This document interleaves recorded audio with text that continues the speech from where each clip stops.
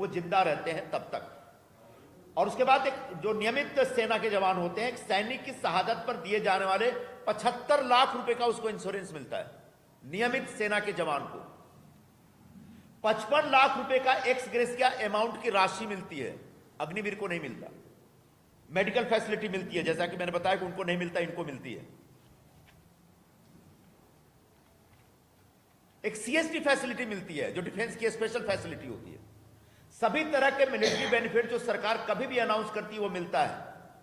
लेकिन 4 साल के बाद हमारा जो अग्निवीर है वो फिर से बेरोजगार हो जाता है, उसको नियमित नौकरी भी नहीं मिलती, जबकि सेना के जो नियमित जवान हैं उनको नौकरी मिलनी चाहिए, इस प्रकार की व्यवस्था है। और जहां तक मुझे याद आ रहा है, जब अग्निपथ योजना की घोषणा की गई तो सरकार ने कहा था कि अग्निवीरों को भी एक्स सर्विसमैन की तरह अलग अलग नौकरियों में प्राथमिकता दी जाएगी, इसका इंतजाम किया जाएगा। लेकिन पिछले 2 वर्षों का अनुभव यह है कि वह एक बेकार का, व्यर्थ का और झूठा स्टेटमेंट था, उसका कोई जमीनी हकीकत से कोई लेना देना नहीं है। अग्निपथ पे चयनित युवाओं को स्थायी नौकरी की गारंटी नहीं दी जाती है, जो मैं कह रहा हूं।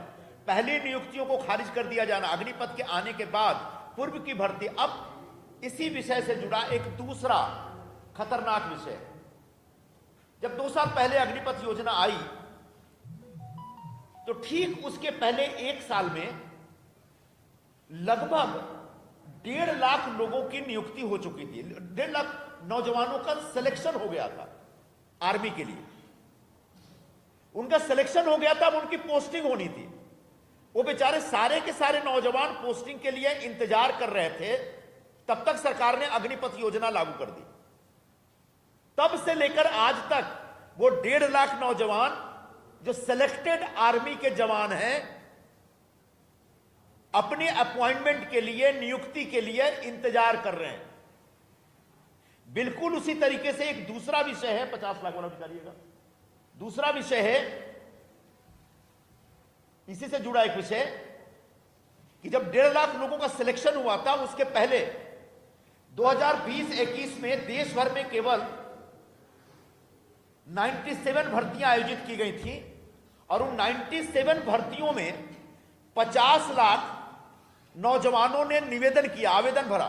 जो होता ना सरकार का एप्लीकेशन फॉर्म खरीद करके अप्लाई करना नौकरी के लिए, तो लोगों ने एप्लीकेशन फॉर्म खरीदे, अप्लाई किए, और उनके एप्लीकेशन फॉर्म के पैसे से सरकार ने 100 करोड़ रुपए जमा किए।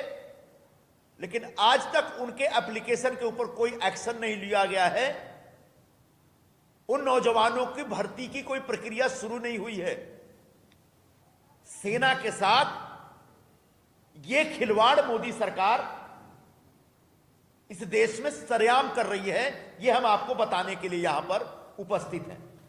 और आज जब अग्निपथ योजना की वजह से देश के नौजवानों में एक भयंकर हाहाकार मचा हुआ है, तब राहुल गांधी जी ने एक जय जवान अभियान पिछले 31 जनवरी को शुरू किया, जिसके तहत ऐसे तमाम नौजवानों को न्याय देने का प्रावधान या अभियान हम शुरू कर रहे हैं।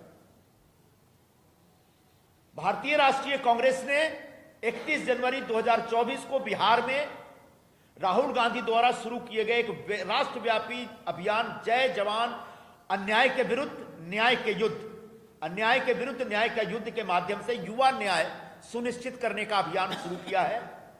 इस अभियान में 1.5 लाख युवाओं की दुर्दशा पर प्रकाश डाला जाएगा, जिनका सिलेक्शन होने के बाद भी सेना की जिनको नौकरी नहीं मिल रही है। 2019 और 2022 के बीच नियमित भर्ती प्रणाली के तहत तीनों गौरवशील सैन्य बल, भारतीय सेना, भारतीय नौसेना और भारतीय वायुसेना में इनका सिलेक्शन हुआ था, लेकिन अभी तक इनको भर्ती से वंचित रखा गया। इनको भर्ती से वंचित न रखा जाए, इनको इनके हक की जॉब मिले, इसके लिए हम 3 चरणों में एक अभियान शुरू कर रहे हैं पूरे देश में। पहला चरण होगा अग्निपथ योजना। पहला चरण होगा अग्निपथ योजना के तहत जिन लोगों का सिलेक्शन हुआ है उनके लिए उनको न्याय दिलाने के लिए एक जनसंपर्क यात्रा। 30 लाख परिवारों तक हम पहुंचने का अभियान शुरू कर रहे हैं। 1 फरवरी से 28 फरवरी के बीच अभियान चल रहा है। गांव गांव में अग्निपथ योजना से पहले जो नौजवान सेना की नौकरी के लिए सिलेक्ट हो गए थे, ऐसे 1.5 लाख लोगों को न्याय मिले, इसके लिए गांव गांव में जाने का अभियान है हमारा, जिसके तहत 30 लाख परिवारों तक पहुंचने का काम हम पूरा करेंगे। भारतीय राष्ट्रीय कांग्रेस के कार्यकर्ताओं द्वारा रक्षा परिवारों, यानी जो एक्स सर्विसमैन होते हैं या जो सर्विसमैन हैं अभी भी, उनके घर हम न्याय पत्र लेकर जाएंगे और सेना की भर्ती की तैयारी कर रहे युवाओं से आंदोलन में शामिल होने और समर्थन करने का अनुरोध करेंगे। न्याय पत्र परिवारों द्वारा उनके हस्ताक्षर के साथ भरा जाएगा और यह जानकारी डिजिटल रूप से दर्ज की जाएगी। साथ ही न्याय पत्र का स्टिकर घर के दरवाजे पर लगाया जाएगा।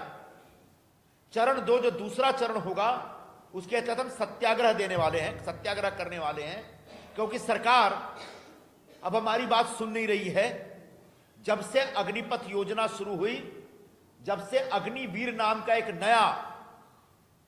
एक संकट पैदा किया गया बेरोजगार नौजवानों के सामने या फिर सेना में नौकरी करने के लिए आकांक्षा रखने वाले नौजवानों के सामने, तब से हम लगातार विरोध कर रहे हैं, लेकिन मोदी सरकार के कान पर जूं तक नहीं रेंग रही है। तो इसलिए हम सत्याग्रह करेंगे और इसका लक्ष्य होगा कि अधिक से अधिक युवाओं और उनके परिवारों को तक पहुंचा जाए, जानकारी इकट्ठा की जाए और चल रहे अभियान के बारे में उनको जागरूक किया जाए। यह 5 मार्च से 10 मार्च के बीच होगा और इसके तहत सभी प्रखंडों, शहरों में धरना दिया जाएगा। एक समन्वय समिति का गठन किया जाएगा। यह धरना शहीद चौक या गांधी चौक, शहर में जो भी होगा वहां आयोजित किया जाएगा। चरण 3 जो होगा, न्याय यात्रा, इसके तहत सभी जिलों में 50 किलोमीटर तक की पदयात्रा निकालने का लक्ष्य है, जिसके तहत जय जवान अभियान को हम हाईलाइट करेंगे और इसकी समय अवधि होगी 15 मार्च से 20 मार्च तक। और 20 मार्च होते होते राहुल गांधी जी की जो भारत जोड़ो न्याय यात्रा है वह मुंबई पहुंच जाएगी और हम सब लोग मुंबई में उनका स्वागत करेंगे। और स्वागत के बाद तब तक लोकसभा चुनाव की प्रक्रिया शुरू हो जाएगी। लेकिन उससे पहले हम युवाओं को न्याय दिलाने के लिए, किसानों को न्याय दिलाने के लिए, महिलाओं को न्याय दिलाने के लिए, मजदूरों को न्याय दिलाने के लिए, पिछड़े वर्ग को न्याय दिलाने के लिए, हर वर्ग को न्याय दिलाने के लिए अलग अलग अभियान शुरू करते हुए देश के अलग अलग प्रखंडों में, अलग अलग गांवों में, अलग अलग शहरों में हम विभिन्न प्रकार के प्रोग्राम करके मोदी सरकार का जो फेलियर है, मोदी सरकार की जो असफलताएं हैं, नाकामयाबी है, उसका उजागर करने का हम प्रयास कर रहे हैं। जिसके तहत पहला अभियान आज हम आपके साथ शेयर कर रहे हैं, साझा कर रहे हैं, और वो अभियान हमारा युवा न्याय अभियान है, जय जवान अभियान, जिसका हमने न्याय दिया, जिसमें इस देश के नौजवानों को न्याय दिलाने का हम लोगों ने संकल्प लिया है। और हम ये बताना चाहते हैं कि अग्निवीर और अग्निपथ योजना के माध्यम से आप इस देश के नौजवानों के ऊपर कुठाराघात कर रहे हैं। बहुत बहुत शुक्रिया, धन्यवाद। अगर कोई प्रश्न है तो आप पूछ सकते हैं और बेहतर होगा इसी से जुड़ा प्रश्न।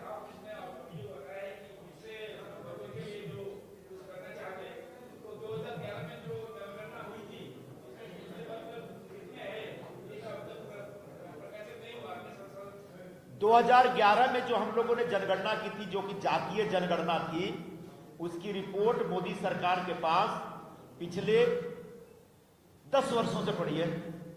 हम जब रिलीज करना चाह रहे थे तभी कोई सुप्रीम कोर्ट में चला गया तो सुप्रीम कोर्ट ने होल्ड लगा दिया था।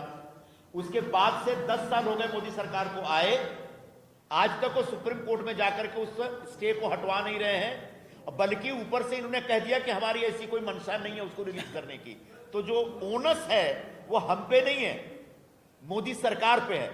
हमने जातिगत जनगणना कराने का निर्णय लिया और करा करके काम कंप्लीट कर दिया। दूसरा क्वेश्चन साहब।